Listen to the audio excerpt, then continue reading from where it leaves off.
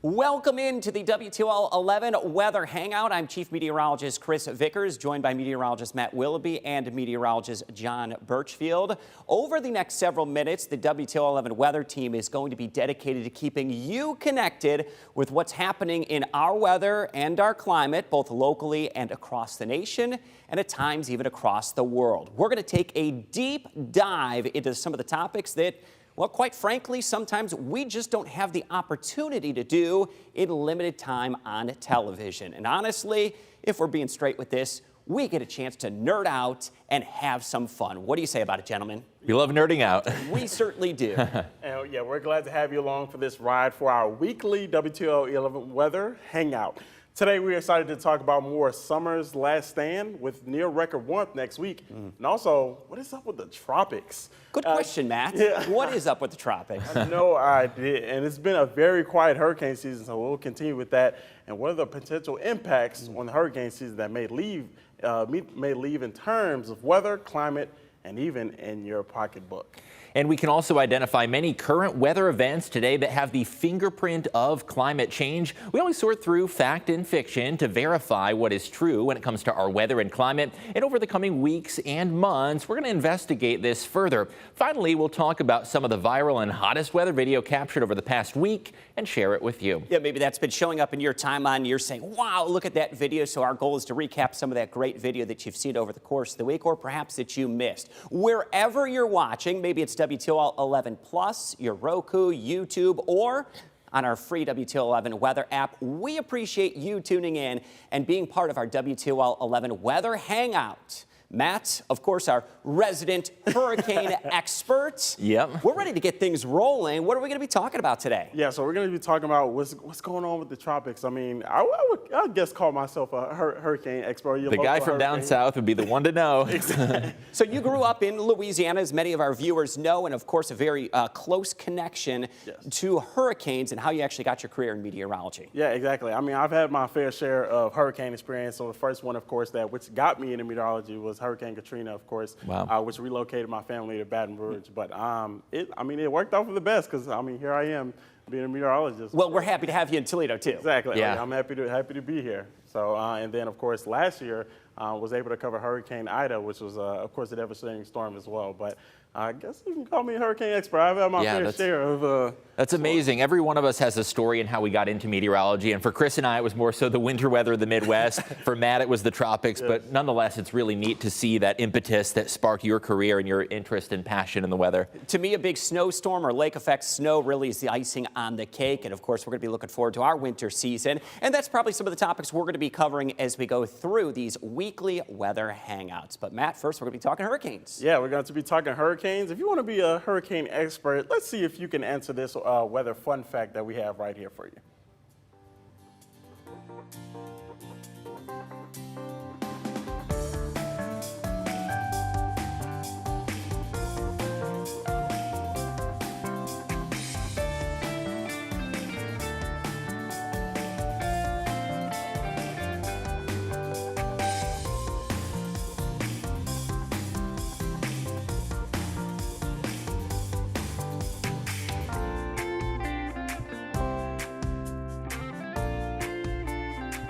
Did you get the right answer? Certainly hope you did, and we're going to be talking more about hurricanes coming up in a little bit. But summer's last stand is what we're going to highlight right now as we look forward to the final days of summer.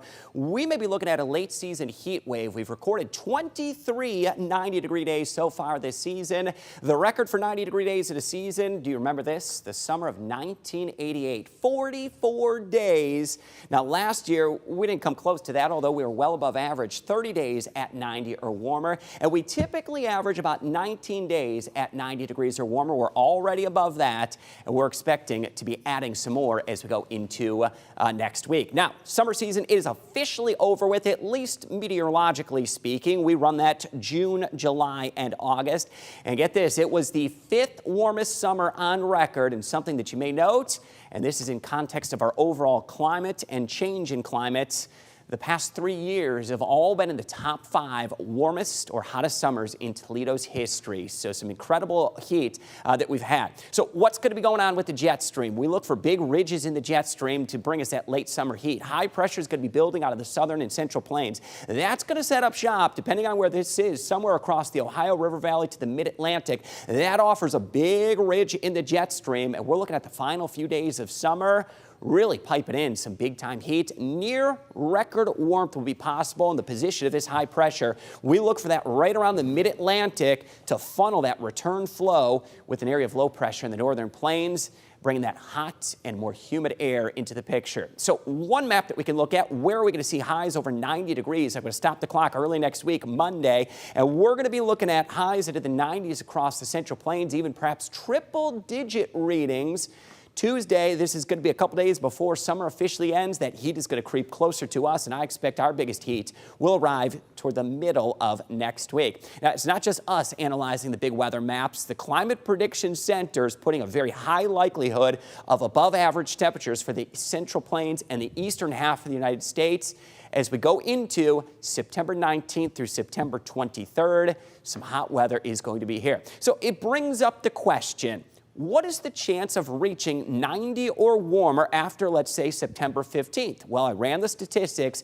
We have about a 19% chance of reaching 90 or warmer after September 15th, and it looks like a near certainty that this year will be one of the more rare years where we do reach 90 or warmer after the middle point in September. Also, what could be the latest that we've ever seen 90 degrees in Toledo's recorded history? That would be early October. October 8th, 1939, that was the latest that we've ever recorded a 90-degree reading in Toledo's history. And of course, we'll be watching that overall weather pattern. Now, does this rival any weather that we've seen in recent history? How about September of 2017?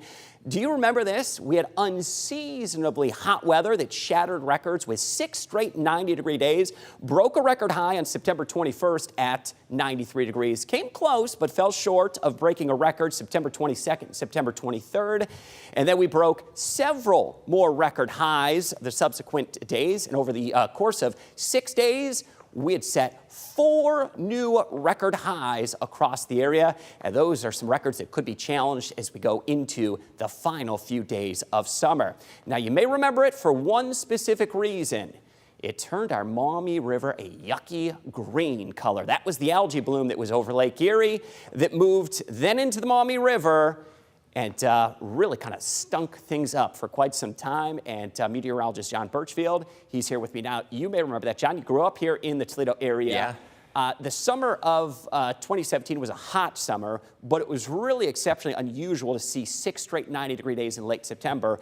And a lot of people talk about our climate and the change of climate. It's not always visible.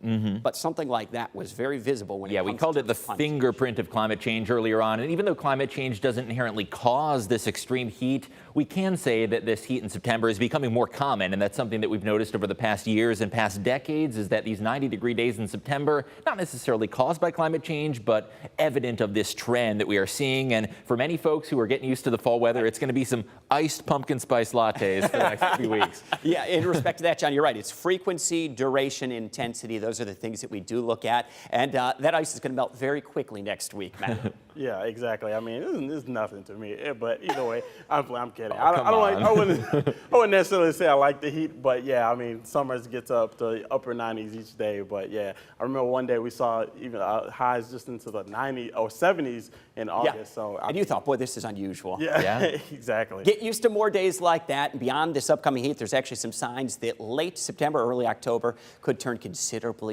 cooler. Summer's last hurrah. Yeah. It is. Matt, what do you got coming up next for us? Yeah, so we got that breakdown of hurricane and how you can get more bang for your buck in that hurricane season as well. So yeah, we'll be coming it out. But before that, we got another weather fact for you.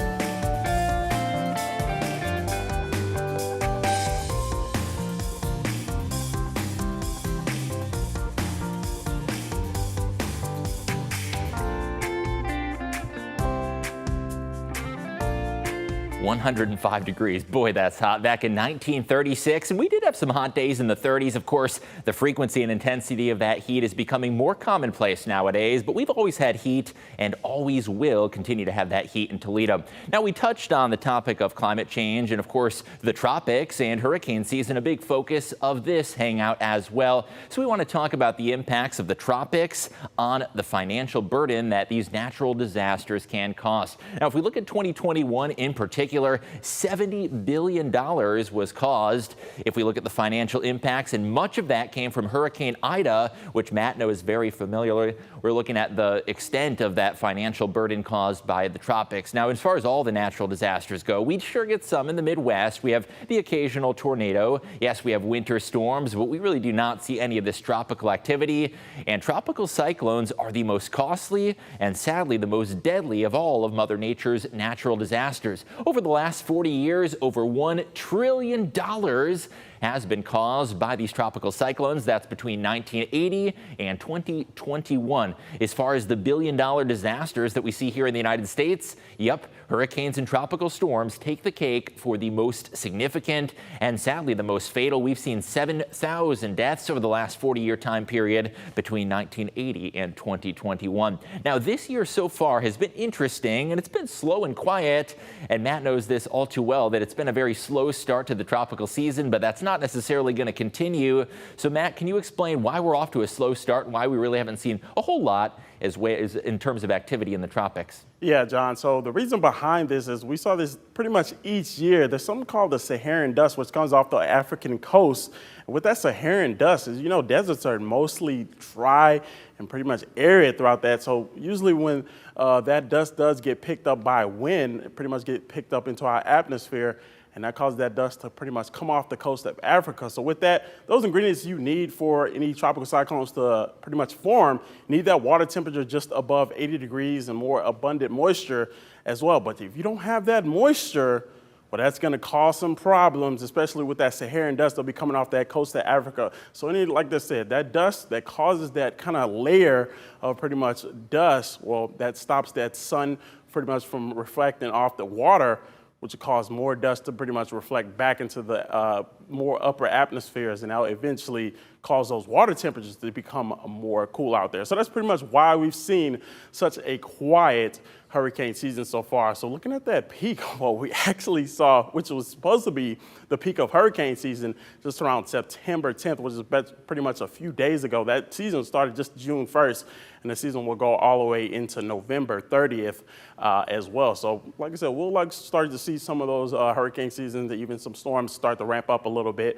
And speaking of that, we do in fact have Tropical Depression 7 that just formed this morning. So it's going to eventually make its way into the Bahamas area by Friday and into Sunday. Movement just around west at 14 miles per hour, winds just around 35 miles per hour. So speaking of those names, of course, we got some interesting names this year to pretty much knock off the list so far this year. Alex, Bonnie, Colin, Danielle, and Earl that has been knocked off the list this year. But we got some little names from Disney, even Pixar, with Fiona, Gaston, and possibly Hermione. They'll be the next name storms that'll be rolling through. So overall, going to be quiet, but we'll likely see a little bit of a ramp up as we go throughout the next couple of weeks and even months, John.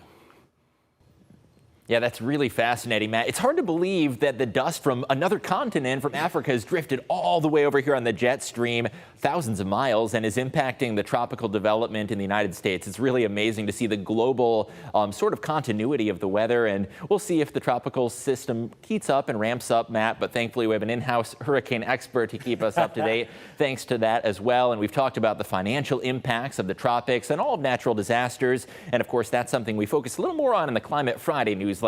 You can head to WTOL.com/email for the latest on climate change and the financial impacts that it has. But we want to leave you with another weather fun fact, and we'll toss to that, see if you can get the answer to this weather quiz question.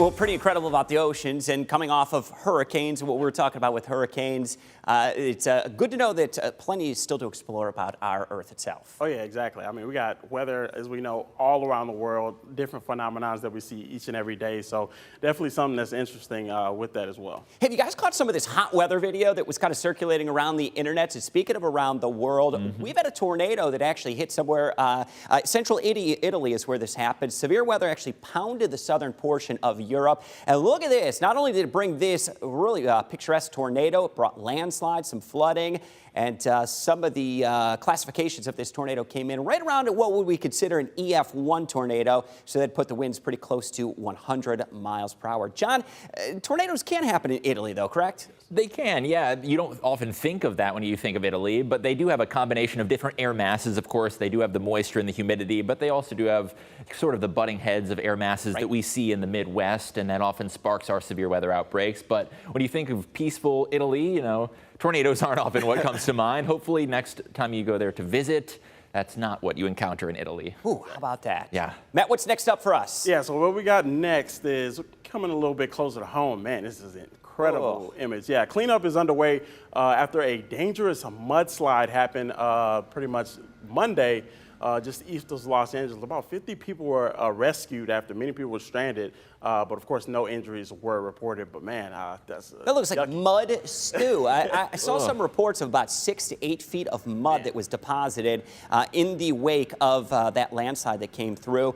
We've been so accustomed to be talking about wildfires and drought out west. John, this is one of those consequences, though, of some of those droughts and, unfortunately, the wildfires. When they eventually do get rain, it typically comes too much too quick. Yeah, ironically, the drought can actually predispose those areas to flooding. So when they do get rain and an influx of moisture, as Chris alluded to, it can be too much of a good thing. And, of course, we do need some rain to quench the thirst of Mother Nature, but too much, not a good thing, as we see in that video. It takes rain to produce this. Sticking with that, and in the state of California, a double rainbow. What does it mean? Are there pots of gold? I hope double pots of gold. It was captured by Desmond Shaw from, as you may have guessed it, a helicopter in Riverside, California. You've heard all the things that are going on, where they got the wildfires, the mudslides, even some earthquakes, but you can still find the positivity in the weather, and Matt, this is a perfect example of that. Yeah, exactly. Always gonna find some happiness and some gold at the end of a rainbow. Wow. So exciting, guys. Yeah. Great to have you along. Yeah. This is kind of going to be our little weekly weather hangout. We don't always get the time to do this on television. John, you hear it too and you see it. We have limited time to do this. But to be able to connect with our viewers on a different level is fun and exciting. It really is. And a lot of these weather topics we're covering, they're questions that you have and that you brought to our attention, and the things that we would talk to you about if we met you in real life. And of course, we're all weather nerds here. Let's be honest. Everyone who lives in the Midwest loves talking about the weather. So we get to talk a little more in depth with you, and we're happy to share this information with you. And have fun. Yeah, exactly. Have fun. That's the key. And we got more coming up too. Each and every week, we got more and more topics that we'll be covering, and everything else in between. And we appreciate you watching wherever you're watching on WTOL 11 Plus. And if you've enjoyed this one, tell your friends about it. It's an easy download, a free service that we are providing to you, and also that free WTOL 11 weather app. And if you're catching us on YouTube, make sure you're subscribing to our YouTube page so we keep you connected. Well, many thanks from the entire WTOL 11 weather team. We've got meteorologist John Birchfield, meteorologist Matt Willoughby, and chief meteorologist Chris Vickers, wishing you a great week, and we'll catch you next week on our Weather Hangout. Take care.